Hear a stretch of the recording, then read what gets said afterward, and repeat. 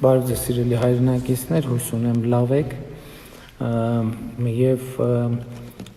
այսօր ես ուղիղ եթեր եմ մտել մեր երեք սկսած խոսակցությունը շարունակելու համար, որովհետեւ հիմա այս մեկ ամսվա ընթացքում մենք շատ ենք անդադ հաղորդակցվել ենք հիմնականում կորոնավիրուսի առնչությամբ եւ կապակցությամբ, բայց վերջին շրջանի իրադարձությունները ցույց տվեցին, որ քաղաքական եւ գաղափարական խոսակցությունը պետք չի թերագնահատել եւ ես քանի որ հույս ունեմ, որ փուլ վերադառնալու ենք բնականon կյանքի, հույս ունեմ նաեւ փուլ վերականգնենք մեր քաղաքական երկխոսությունը քաղաքական օրակարգի մասին։ Երեք ես կարճ ներկայացրի այն մոդելը, որը բխում է այսպես ասած պայմանականորեն ասենք մաֆիոզ մտածողության բաներից, դրսևորումներից եւ խոսեցի, որ հիմա Հայաստանում տեղի ունենում այսպես ասած ճակերտավոր մեծ հիասթափություն, բայց ես նաեւ ուզում եմ, որ մենք մոդելավորենք այդ մեծ հիասթափությունը, ճակերտավոր եւ պայմանական եւ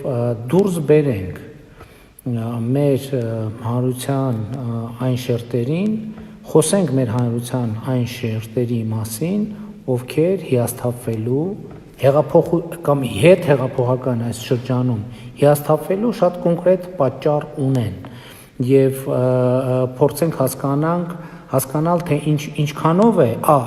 լեգիտիմ այդ հիասթափությունը եւ ինչքանով պետքա մեզ հուզի ընդհանրապես այդ հիասթափությունը, որովհետեւ այստեղ կան հատվածներ, որոնք պետք է մեզ հուզեն գուցե եւ կան հատվածներ, որոնք մեզ ընդհանրապես իմ կարծիքով չպետք է հուզեն։ Հիմա սկսեմ ուղղակի հերթականությունը պայմանական համարեք կամ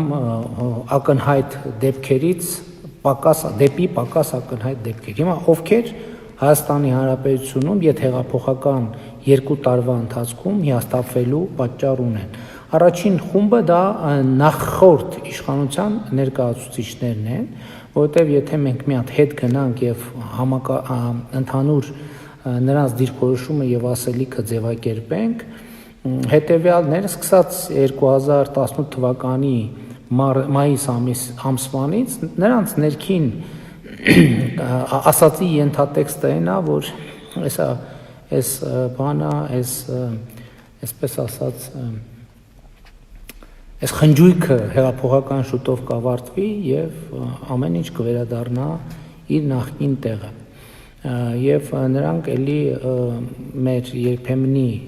մեր անդիմության նման անցել են թեժ աշուն, թեժ գարուն, թեժ ձմեռ տրամաբանության մեջ, բայց ինչպես եւ նրանց հիմնական ասելիքը եղել այն, հեսա մի ամսից, 2 ամսից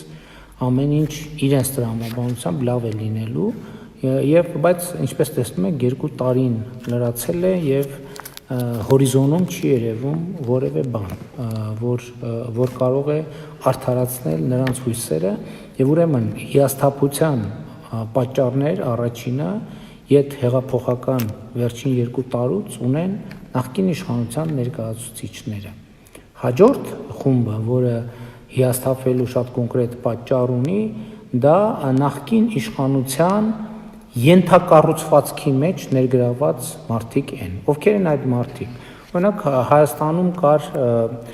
այսինքն այդ նախկին իշխանության պլանները սպասարկող բազմաթիվ մարդիկ կային, այդ մարդիկ այսօր էլ կան, որոնք չեն երևում։ Առաջին հայացքից նրանք հանդես են գալիս որպես օբյեկտիվ գնահատականներ տվող, ասենք կա այսպես ասած փորձագետների խումբ, ովքեր ժամանակ առ ժամանակ որպես անկախ փորձագետ հարցազրույց են տալիս, գնահատականներ են տալիս, ներկայացնում են, բայց իրականում նրանք իշխանության հետ աշխատող մարդիկ են, կային իշխանության PR-ով եւ ռազմավարական ծրագրերով զբաղվող խումբ։ Ու նրանց մի մասին հանրությունը գիտի որպես Facebook-յան ակտիվ օգտատեր կամ հասարակական ակտիվիստ, որովհետեւ ասենք Սերժ Սարգսյանը պիտի իշխանությունը վերարտադրվեր, հետո արդեն պիտի պատրաստվեր, ենթադրում եմ նրա ժառանգորդի խնդիրը, ընտանիքի անդամներից որևէ մեկի տակ, այսպես ասած, իշխանության ժառանգման համակարգ ստեղծելու խնդիրը, չասեմ անունը չտամ, բոլորդ էլ համոզված եմ գիտեք ում մասին է խոսքը, եւ այս տրամաբանությունը սպասարկելու համար առաջիկա հնգամյա, նույնիսկ տասնամյա ծրագիր է եղել մշակված եւ այս ենթակառուցվածքի մեջ ներգրավել են բավականին երիտասարդ, գիտելիքներ ունեցող, կրթություն ունեցող երիտասարդություն, որոնք առաջիկա 5 տարվա, 10 տարվա պլաններ են ունեցել եւ իշխանությունը ժառանգելու պլաններ են ունեցել։ Հիմա հեղափոխության արդյունքում այս ամեն ինչը փլուզվել է։ Հաջորդ խումբը, որոնք հիասթափվելու լեգիտիմ պատճառներ ունեն, ահա այս խումբն է։ Փաստորեն ենթադրենք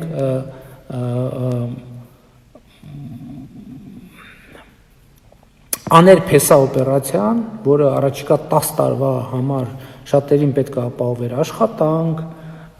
եկամուտներ, անելիք, հեռանկար, փլուզվել է եւ մարդկանց առաջիկա 10 տարվա անելիքը հետը փլուզվել է։ Հաջորդ խումբը 3 անդրադարձա, որին եթե հեղափոխական 2 տարիները միանշանակ վերել են հիասթափության, դա կրիմինալն է ոչ թե ընդհանրապես, այլ մերձ քաղաքական կրիմինալը։ Դրանք են մարդիկ են, ովքեր իշխանությանը ամենատարբեր առիթներով, ընտրություններ, քննադատներին ճնշել, զսպել,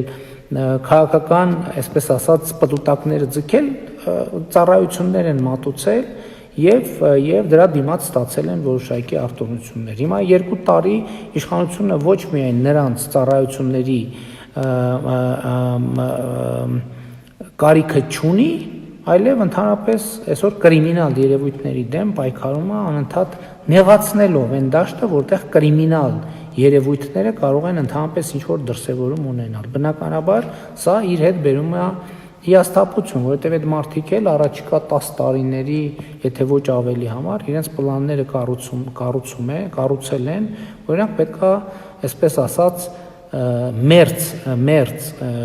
իշխանական կրիմինալի դերում սպասարկեն այդ ողջ օրակարգը։ Նրանք բնականաբար այսօր նույնպես հիասթափվելու պատճառ ունեն, որովհետև մի մասը ուղղակի լքել է Հայաստանը, մի մասը հետախուզման մեջ է, մի մասը թաքնված է եւ մի մասը զգում է, որ հեսա ուր որա կգտնեն իրենց։ Հաջորդ խումբը, որտեղ հիասթափություն գեներացնելու իրական պատճառ ունի, դրանք երեք էլի ասցի կոռուպցիոներներն են, ովքեր մտածում են, որ հեսա 1-2 ամիս լավ մի տարի, լավ տարի ու կես այս բանը աղմուկ աղաղակը կանցնի եւ պետական կառավարման համակարգը, որը գոյություն է ունեցել երկար տարիներ, նորից կվերականգնվի, տենց 1000 դրամով, 2000 դրամով կոռուպցիոն բաները, հոսքերը կվերականգնվեն։ Բայց դա չի վերականգնվում։ Սա չի շանակում, որ կաշառք վերցնողներ չկան, բայց խնդրեմն այն է, որ այդ կաշառք վերցնողներին բռնում են։ Եվ սա բնականաբար կոռուպցիոն համակարգի համար այդքան էլ ընդունելի չի, որովհետև կաշառք վերցնողը կոռուպցիոները պետք է վստահ լինի, որ իրեն չեն բռնի։ Հիմա մարդիկ կաշառք են վերցնում իրենց անձնական պատասխանատվությամբ, որովհետև կոռուպցիոն համակարգը գյոզալ գոյություն չունի այլևս եւ բնականաբար նրանք իրենց հերթին, իրենց ընտանիքի կամ իրենց միջավայրի բարեկեցությունը բան արել, տուժել է եւ նրանք հիասթափվելու շատ կոնկրետ պատճառներ ունեն։ Հաջորդ խոշոր խումբը, որոնք հիասթափվելու շատ կոնկրետ պատճառներ ունեն, քաղաքական ուժերն են։ Ընդ որում քաղաքական ուժերին ես բաժանել եմ 2 մասի։ Առաջին այն քաղաքական ուժերը, ովքեր նախկին իշխանության հետ գծել էին ապագա 10 տարվա իրենց համատեղ անելիքները։ Ընդ որում հասկանալի է, որ տվյալ դեպքում ես իշխող քաղաքական ուժին նկատի չունեմ, այլ նկատի ունեմ իշխող քաղաքական ուժին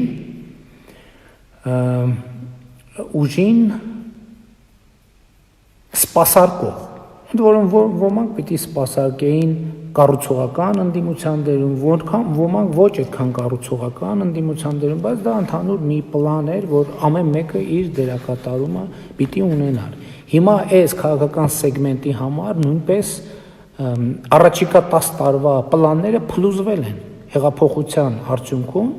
եւ այն բանի պատճառով, որ հեղափոխությունից հետո էլ հեղափոխությունից 2 տարի անց դեռևս ամեն ինչ գնում է այն իմաստով, որ կառուցված պլանները ոչ միայն փլուզվել են, այլև դրանք ընդհանրապես անիմաստ եւ անհեթեթ են դարձել։ Բայց կա քաղաքական ուժերի ինձ համար հարգելի ընդդիմադիր քաղաքական ուժերի մի հատված, որը նույնպես հիասթափվելու շատ կոնկրետ պատճառ ունի։ Ինչն է այդ պատճառը։ Այդ պատճառը հետեւյալն է, այդ քաղաքական ուժերը երկար տարիներ հետեւականորեն զարգացրել են մի ասելիք, բայց հեղափոխության արդյունքում պարզվել է, որ այդ ասելիքը իրականում, այսինքն իրականության մեջ այդ ասելիքը չի արդարացել։ Իրականության մեջ, եթե շատ կոպիտ ձևակերպեմ կամ կոպիտ չձևակերպեմ որևէ մեկին բան չանելու համար, ես որովհետև ընդ որում ինչ որ ասում եմ, ես խնդրում եմ չընկալել ոչ որպես քննադատություն, ոչ որպես ես ուղղակի սա զրույց է, որպեսզի մենք բոլորս լավ հասկանանք ինչ է կատարվում Հայաստանի Հանրապետությունում, որպեսզի ազդակները, process-ները ճիշտ ընկալենք եւ ճիշտ դիրքավորվենք այդ process-ների նկատմամբ։ Հիմա կան երկար տարիներ ընդդիմադիր գործունեություն ծավալած շատ հարգելի քաղաքական ուժեր, ովքեր մի ասելիք են ձևակերպել, մենք այդ քաղաքական ուժերի հետ ինքս մի X պահից իմ անհամաձայնությունը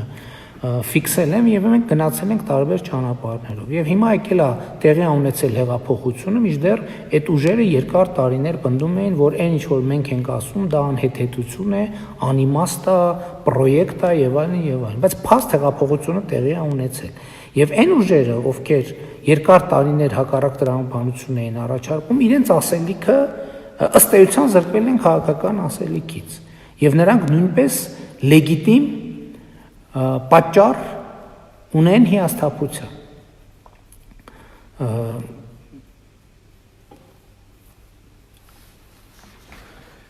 Այսքանը մեկնաբանում ես պայդրությամբ։ Հաջորդ խումբը, որը հիասթափվելու շատ կոնկրետ պատճառ ունի, դրանք արևմտամետներն են, ովքեր ըստ ամենայնի կամ հավատացել են, կամ հույս են ունեցել, կամ վստահություն են ներշնչել, վստահություն են տածել հայտնի շրջանակների ասացի նկատմամբ, ովքեր հավաստիացրել են, թե ահա Հայաստանում հեղափոխություն են արել արևմտամետ ուժերը եւ արևմտամետ ուժերը, ովքեր Հայաստանում ենթադրում են, որ կան եւ հայտնի է որ կան, նրանք մտածել են, որ ինչ լավ է, հեսա մերոնք արևմտամետները եկան իշխանության։ Հետո ժամանակի ընթացքում նրանք հասկացել են, որ իրականում արևմտամետ ուժ Հայաստանի Հանրապետությունում իշխանության չի եկել։ Եվ այս թեմային ես հեղափոխության շրջանում եմ անդրադարձել, ընթացքում եմ անդրադարձել, հետո եմ անդրադարձել մի նախորդ շաբաթ, թե 10 օր առաջ ունեցած հարց ու պատասխանի ժամանակ եմ անդրադառնում մանրամասներին, դետալներին չեմ ուզում անդրադառնալ, բայց ուզում եմ ասել, որ արևմտամետները, այո, հիասթափվելու շատ կոնկրետ պատճառ ունեն։ Հաջորդ խումբը, ովքեր էլի հիասթափվել են, ռուսամետներն են, որովհետև նրանք երկու վարկած ունեն, կամ մտածում էին, որ Ռուսաստանը իր լծակներով թույլ չի տա մեր իշխանության գոյությունը Հայաստանում, ինչու են այդպես մտածում, չգիտեմ, կամ երկրորդ տարբերակը, որ Հայաստանի իշխանությունը այնքան մարիոնետային կդառնա, որ ստիպված կլինի դաշտ բացել եւ զիջել եւ կիսել իշխանությունը ռուսամետների հետ։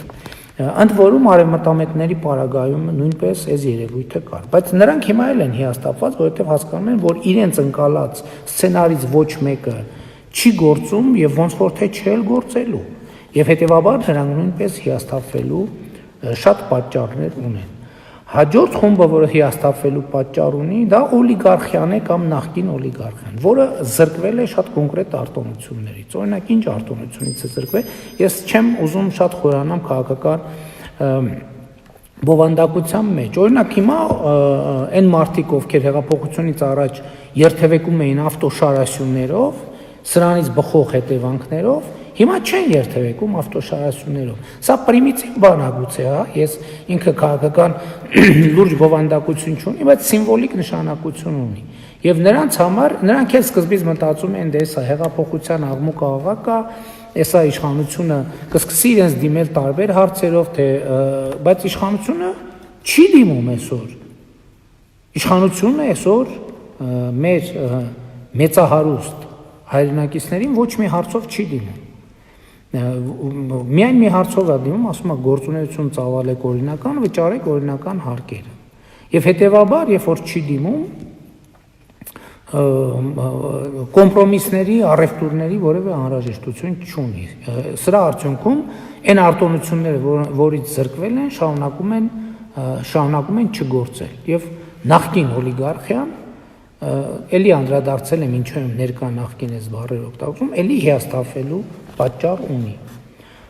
Լրատվամիջոցները, ովքեր ըստ էության զրկվել են հուսալի ֆինանսավորման աղբյուրներից, որովհետև իմ նախորդ եթերում արդեն ասել եմ, որ լրատվական դաշտի մի մեծ մասը եւ այդտեղ ոչ մի գաղտնիք չկա, վերահսկվել է իշխանության կողմից եւ փող է ստացել իշխանությունից, հիմա չի վերահսկվում, փող էլ չի ստանում։ Ընդ որում ես ուզում եմ նկատել, որ երեկվա իմ ասածից հետո արձագանքներ կան, հայկական ժամանակ թերթը եւ այլն եւ այլն եւ այլն։ Այսինքն ես կարծում եմ, որ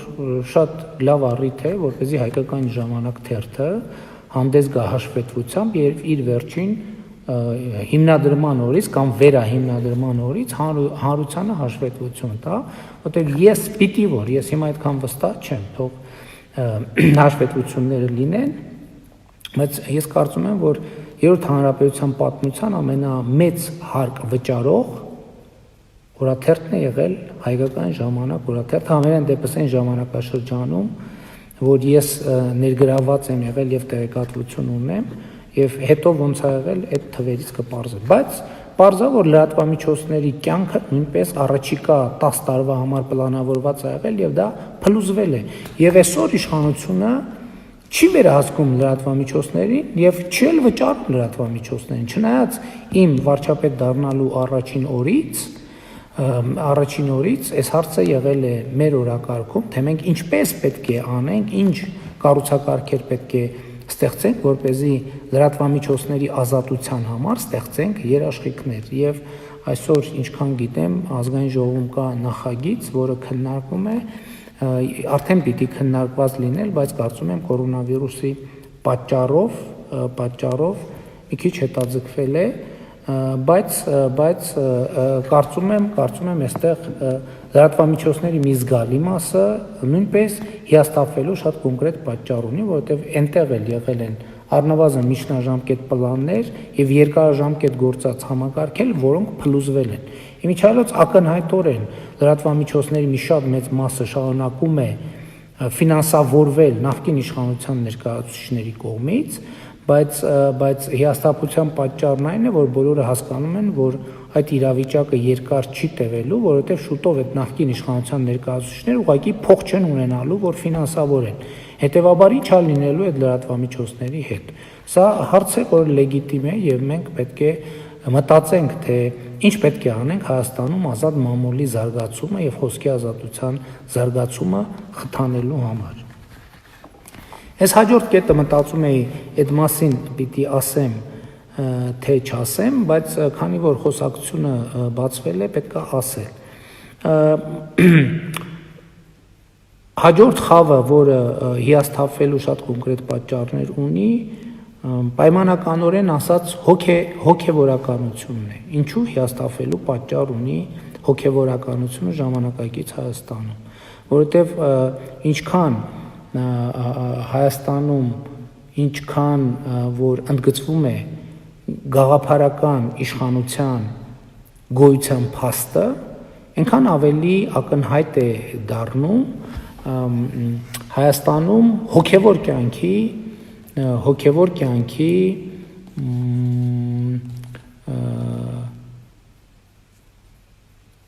սակավությունը, այսպես ասենք։ Այսինքն ինչքան Հայաստանում կա իշխանություն, որը արժեքներ է փորձում սերմանել Հայաստանի Հանրապետությունում, այդքան ակնհայտ է դառնում, որ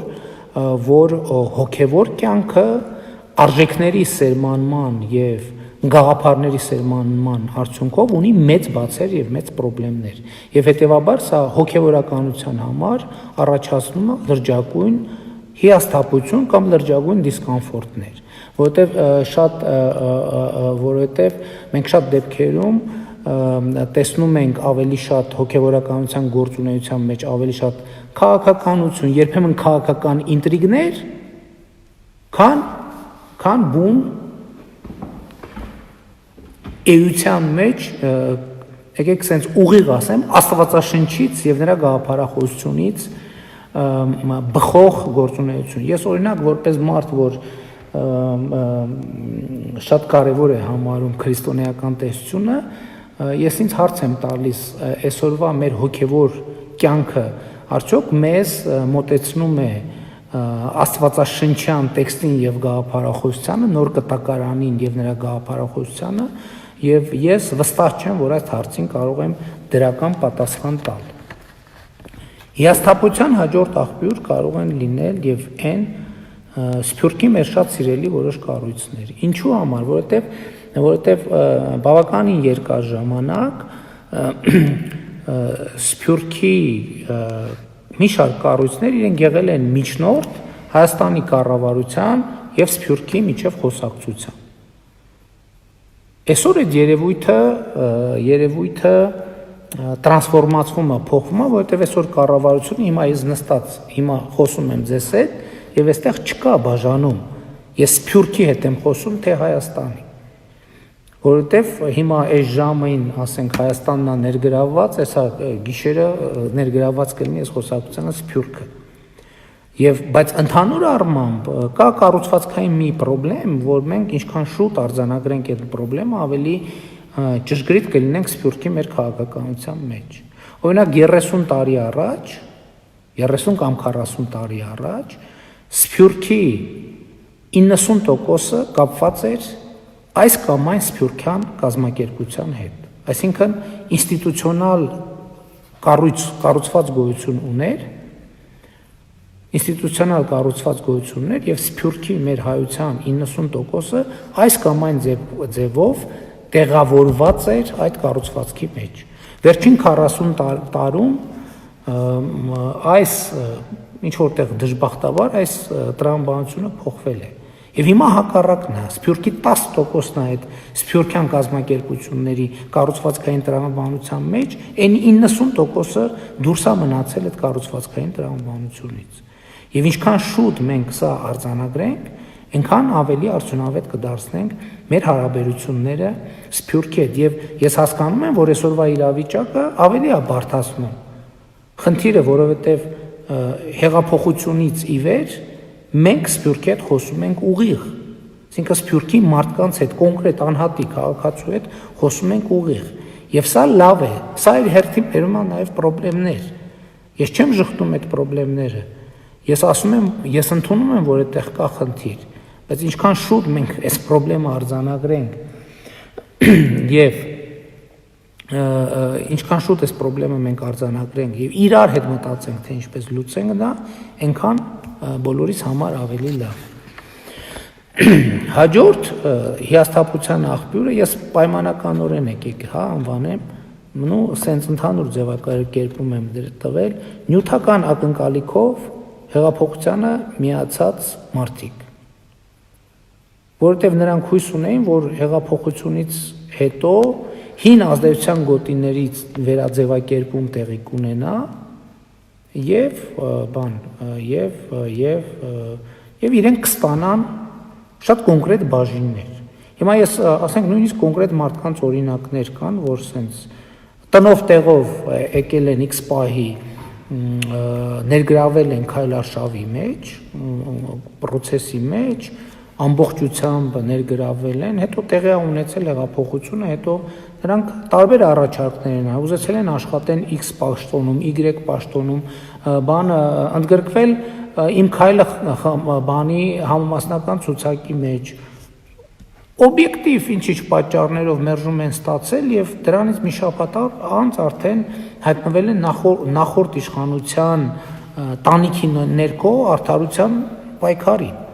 Ես սա չեմ ասում, էլի ասում եմ քննադատելու համար չեմ ասում։ Սա ասում եմ որպես պոտենցիալ հիասթափության աղբյուր, որովհետեւ կա, չէ, այդ հիասթափության բանաձևը կա, բա մենք քայլել ենք, բա ոնց այդ քայլածը ինչ որ կոնկրետ, բա ինչ որ մի հատ բանով սենց նյութական չենք կարողանում փոխապկերպենք, բա դրա փոխարժեքը ինչ էր ի վերջո։ Ես այս հարցին բազմից անդրադարձել եմ եւ կարծում եմ, որ էլի այսօրվա թեման այս նյուանսների մեջ մտնելը չի, այլ մոդելավորելը, այսպես ասած, մեծ հիասթափության գործընթացը։ Հաջորդ էլի կներեք, որ այսքան մանրամասնությամբ բան եմ անում, խորանում եմ, բայց պայմանականորեն հիասթափության հաջորդ սեգմենտը համարում եմ ենթավերնագիր եմ այդպես դրել ընկերներ եւ բարեկամներ, որոնք էլի նույն տրամաբանությամբ, ասենք, ենթադրենք, իրենց ընկերը երեք նախորդ օրը բաներ ընդամենը պատգամավոր էր, դրանից առաջ լրագրող էր, դրանից առաջ բանտարկյալ էր, այսօր վարչապետ է, իշխանություն է, բայց իրանց կյանքում ոնց որ տենց շատ ինչ որ սենց շոշափելի ոչ մի բան չի փոխվել։ Իհարկե մի տեսակետից սա լավ է թե վատ է, օրինակ իմ տեսակետից լավ է, որովհետև այն իշխանությունը առաջին հերթին, արդյունավետ այն իշխանությունը, որը առաջին հերթին կարողանում է սահմանափակել իր ընկերներին, բարեկամներին եւ մերձավորներին։ Եվ ես կարծում եմ, որ այս առումով նույնպես մենք գործել ենք արդյունավետ բավականին, բայց սա իր հերթին բնականաբար բերել է որոշակի լարվածություններ, որոշակի հիասթափություններ, նաև հաշվի առնելով կողքի ճնշումները, չէ՞ որ հիմա ասում են, դե այն ընկերդ չէ, ինչ արի քեզ մար, այս 2 տարվա մեջ քեզ մար մի բան արած կա, քո բանին, բայց ես հենց այդ մեր գաղափարախոսի հետ լավ է, իմ տեսակետից լավ է, որ չի արել այդ ընկերը զուտ որպես ընկեր, որովհետև եթե մենք պիտի անենք այն ինչ որ մեր ընկերների եւ բարեկամների համար հարց, բա այն մնացածը, որ մեր ընկերները եւ բարեկամները չեն, իրանց համար ով եւ ինչպես պետք է անի։ Մոտավորապես էս էր իմ քարտեզը, այսպես ասած, մեծ հիասթափության, եւ ես ուզում եմ ասել, որ ես շատ ուշադիր հետևում եմ սրան, այստեղ կա 1-2 կետ, որը մեզ իրոք պետք է հուզի եւ մենք դրանով պետք է զբաղվենք, մասնավորապես Հայաստանում խոսքի ազատության հիմնահարցերի լուծումը, Հայաստանում սփյուռքի հետ կապված խնդիրների հիմնախնդիրների լուծումը, որը շատ լուրջ օրակարգային հարց է, եկեղեցի պետություն հարաբերությունների հետ կապված խնդիրները, որը շատ կարևոր թեմա է էլի, իսկ այն մնացածների հիասթափությունը կամ պայմանական հիասթափությունը եւ անկեղծ ասած ինձ առանձնապես ոչ հուզում է, ոչ էլ հետաքրքրում է, ես անկեղծ պիտի լինեմ ձեզ հետ եւ երեկվա իմ խոսակցությունը հենց առաջին հերթին դրա մասին էր, որովհետեւ մենք պետք է մեր երկրում ստեղծենք եւ զարգացնենք ինստիտուտներ եւ այդ ինստիտուտները զարգացնելու ճանապարհին մենք լինելու ենք հետեւողական։ Մենք լինելու ենք հետեւողական, որովհետեւ այս բոլոր հիասթափությունների աղբյուրները դրանք ընդհանրապես հեղափոխության հաջողության վկայությունն են, հեղափոխության հաջողության վկայությունն են։ Եվ եթե սա 2 տարին է դրանում, ես հույս ունեմ, որ կորոնավիրուսից տենց կթեթևանանք, ամփոփելու բան կունենանք, ոչ թե հույս ունեմ, այլ համոզված եմ։ Ես ուզում եմ հիմա գնահատեմ հեղափոխությունը։ Այսինքն հեղափոխության արդյունքները արդեն անգնահատելի բարձր են։ Ինչու՞։ Որովհետև հեղափոխությունը ունի մի արդյունք, որը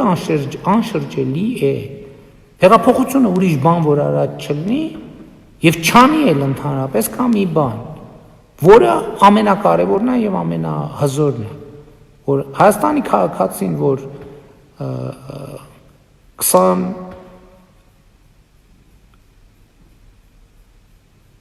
27 տարի այն տրամաբանության մեջ էր, որ ինքը ոչ մի բան չի որոշում, այսօր Հայաստանի Հանրապետության քաղաքացին գիտի, որ ինքը որոշում է ամեն ինչ։ Ինքը դա գիտի, ինքը 27 տարի կամ 20 տարի չէր հավատում դրան, եւ մենք իրար հետ ապացուցեցինք, ցույց տվեցինք, որ ինքը որոշում է ամեն ինչ, եւ ես սա համարում եմ հեղափոխության ամենամեծ եւ ամենակարևոր արդյունքը։ Այն մնացած արդյունքների մասին ես խոսել եմ իմ 100 փաստերի մեջ եւ կխոսեմ նորանոր 100 փաստերի մեջ։ Եվ այս պահին ես ուզում եի ասել, որ այն աղմուկ աղաղակը, որոնց մասին որը տեղի է ունենում այս շրջանակներում, եւ դա հեղափոխության հաջողության ապացույցն է այդ աղմուկ աղաղակը, որտեղ այո, կոռուպցիոներները պետք է հիասթափվեն, կրիմինալը պետք է հիասթափվի, այո, արևմտամետները պետք է հիասթափվեն, ռուսամետներն էլ պետք է հիասթափվեն, օլիգարխիան էլ պետք է հիասթափվի, այն քաղաքական ուժերը, ովքեր ըստ էության մարդկանց առաջնորդել են սխալ ճանապարհով, նրանք էլ պետք է հիասթափվեն։ Այն լրատվամիջոցները, ովքեր ում համար ընդունելի չի ազատ լրատվամիջոցի կոնցեպտը, նրանք էլ պետք է հիասթափվեն։ Այն մարդիկ, ովքեր նյութական ակնկալիքներ են ունեցել հեղափոխությունից, նրանք էլ պետք է հիասթափվեն։ Այն ընկերները եւ բարեկամները, ովքեր մտածել են, որ ընկերությունը եւ բարեկամությունը պետք է վերածվի կոնկրետ նյութական արժեքների, նրանք նույնպես պետք է հիասթափվեն։ Եվ այսպես կրիմինալը դե նախկին ռեժիմի ներկայացուցիչներին արդեն որևէ բան չի բրկի այդ հիասթափությունից, ինչպես նաեւ մյուսներից։ Իսկ որոշ կետեր մենք պետք է աշխատենք, որպեսզի այդ հիասթափությունն էլ օբյեկտիվ է, այն կետերում, որը պետք է մեզ հուզի, այդտեղ էլ է օբյեկտիվ, եւ ես գոհ եմ այդ հիասթափությունից, բայց այդտեղ մենք ունենք աշխատելու բան, լրատվամիջոցների հետ աշխատելու բան, ապագան կառուցելու։ Ոնց ենք մենք տեսնում լավ, այս աղմուկ աղաղակից դուրս, ոնց ենք տեսնում, հին համակարգը փլուզվել է, չի լինելու հին համակարգը, եւ հետեւաբար խոսակցություն պետք է լինի նոր համակարգ ձևավորելու վրա։ Եկեղեցի պետություն հին համակարգը չի լինելու, եւ հետեւաբար մենք պետք է քննարկենք նոր համակարգ կառուցելու վրա մասին։ Սփյուռքի հետ հարաբերությունների հին համակարգը չի գործելու, եւ մենք պետք է մտածենք ոնց ենք նոր համակարգ կառուցում, որպեսզի մեր ազգային ներուժը մաքսիմալ ուժեղացնենք։ Էս էի ասում, որպես իլրումն մեր երեկվա խոսակցության։ Այնպես որ ուզում եմ ասել, որ ամեն ինչ լավ է, ամեն ինչ նորմալ է, ամեն ինչ կարգին է, եւ մենք գնում ենք քայլ-քայլ հետեւողականորեն հեղափոխության գաղափարներ իրագործելու եւ այդ ճանապարհին կոնկրետ ինձ ոչ մի ուժ չի կանգնեցնի, միակ ուժը, որ ինձ կարող է կանգնեցնել Հայաստանի Հանրապետության ժողովուրդն է, որտեւ եթե ժողովրդի թույլտվությունը չկա այս process-ը շարունակել, անիմաստ է ընդհանրապես ամեն ինչ։ Լավ եղեք ժողովուրդ ջան, սիրում եմ բոլորիդ, հպարտանում եմ բոլորովդ, խոնարհվում եմ բոլորիդ առաջ, դուխով ամենակարևորը։